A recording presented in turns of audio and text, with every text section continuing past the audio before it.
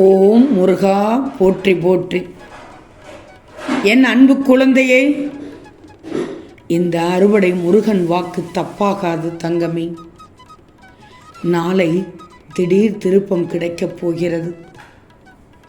நான் சொல்வதை கவனமோடு கேள். என் பிள்ளைகளை தேடி தேடி உலகம் முழுவதும் எனது கண்கள் சுற்றி கொண்டே இருக்கிறது.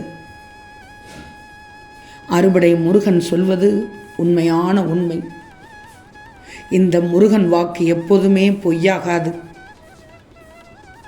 இறுக்கமான நிலைகளிலிருந்து என் பிள்ளைகளை விடுதலை செய்ய காப்பாற்றிக் கொண்டிருக்கிறேன். உன்னிடம் ஒரே ஒரு குறை இருக்கிறது.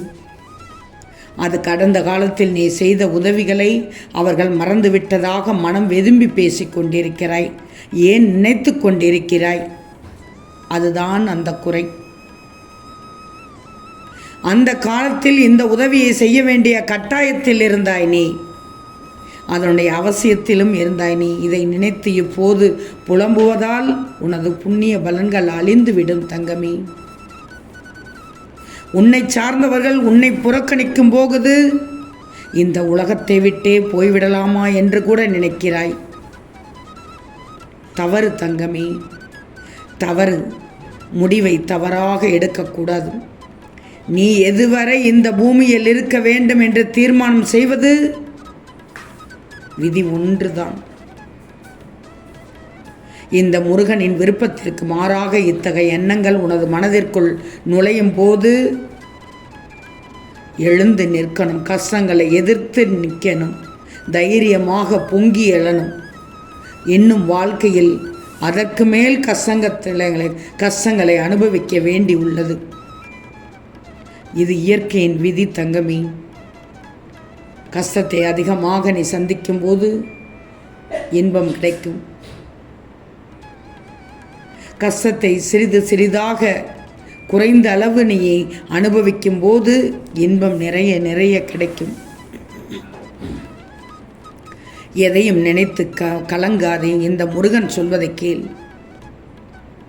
செய். நன்றி கற்றவர்கள் என்று அவர்களை பற்றி நினைக்கும் போதெல்லாம் செய்த பலன்களை இழந்து விடுவதால் அவர்கள் இருக்க வேண்டிய இலையில் இருந்து நீ தவிக்க வேண்டி இருக்கிறது. நன்றி மறப்பதும் கேவலமாக நடத்துவதும் காலம் கடந்த பிறகு உதவி செய்தவர்களின் கழுத்தை பிடிப்பதும் கலிகாலத்தின் இயல்பான செயல் என்பதை உணர்ந்து கொண்டு அதையெல்லாம் இனி நினைக்காமல் விட்டுவிடு. அவர்கள் உனக்கு எதிராக எடுத்து வைக்கும் ஒவ்வொரு அடியும் அவர்களது புண்ணியத்தை குறைத்துவிடும். உனது புண்ணியத்தை அதிகரித்துவிடும். இந்த முருகன் உனக்காக இருக்கும்போது, உன்னையே நினைத்து கொண்டிருக்கும் போது நீ ஏன் கவலைப்பட வேண்டும்?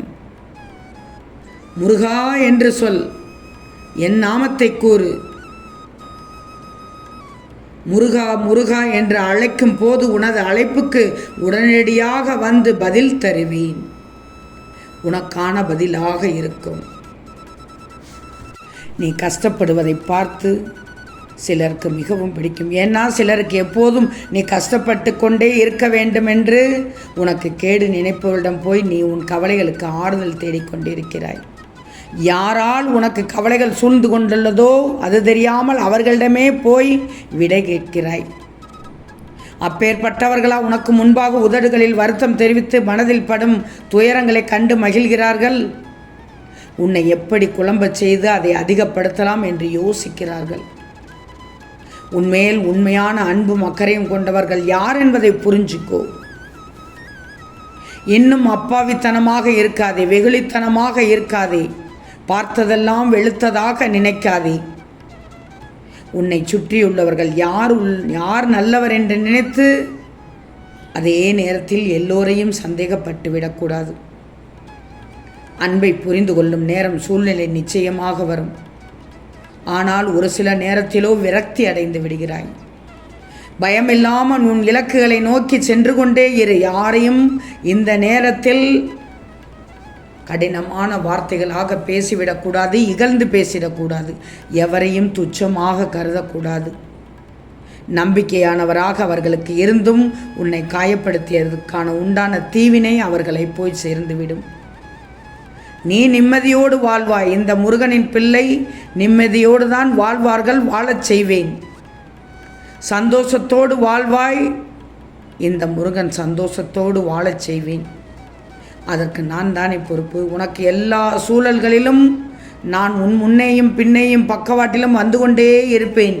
எந்த நேரத்தில் உனக்கு என்ன செய்ய வேண்டும் அதுவரை உனக்கு பாதுகாப்பு தந்து வந்து கொண்டே இருப்பேன்.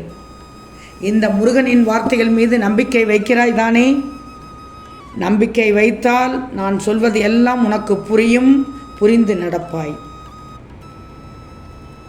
வாழ்க்கையில் இப்போது நீ படுகின்ற கஷ்டங்களை நான் பார்க்காமல் இருக்கிறேன் என்று நினைக்கிறாயா? இந்த மனம் படும் பாடு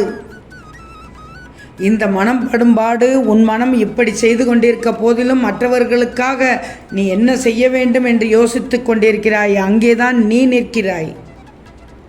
உதவி என்ற சொல்லை ஒருவர் சொல்வதற்கு முன்னால் அவர்களுக்காக போய் ஓடி போய் உதவி செய்கிறாய். அதே நேரத்தில் மற்றவர்கள் முன் அவர்களுக்காக அவமானப்படுகிறாய்.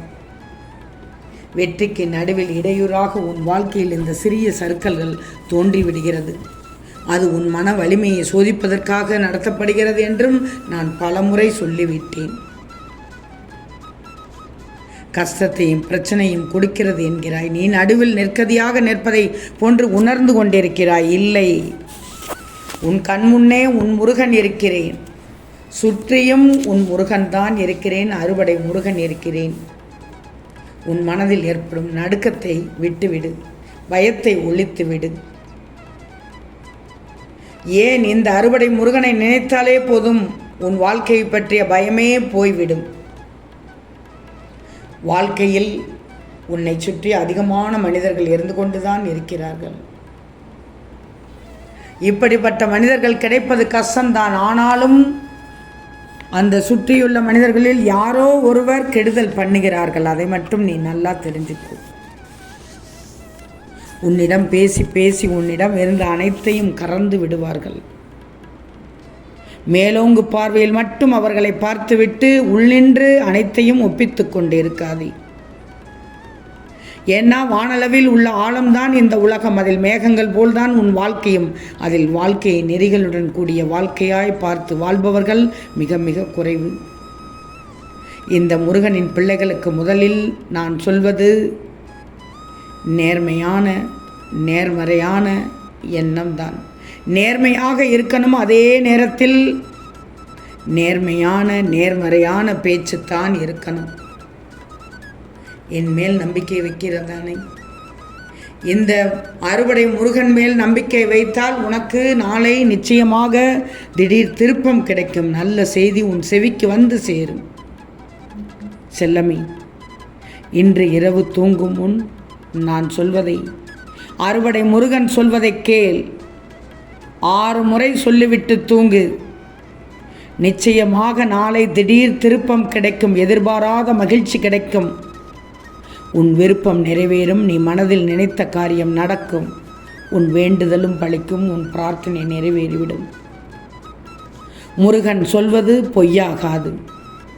தங்கமி, அறுபடை வீடு கொண்ட முருகா போற்றி போற்றி என்று 6 முறை சொல்லிவிட்டு தூங்கு. நிம்மதியாக தூங்குவாய், சந்தோஷமாக தூங்குவாய், மன நிறைவோடு தூங்குவாய். நாளை காலை விடியல் வெற்றி விடியலாக இருக்கும். நிச்சயமாக என் ஆலயத்திற்கு நன்றி சொல்ல வருவாய். இல்லை தங்கமி, நீ வா, நான் கட்டளை இடுகிறேன். நாளை என் ஆலயத்திற்கு வந்து நன்றி சொல்ல வருவதை எதிர்பார்த்து மகிழ்வோடு காத்து கொண்டிருப்பேன். ஓம் ஸ்ரீ முருகா போற்றி போற்றி.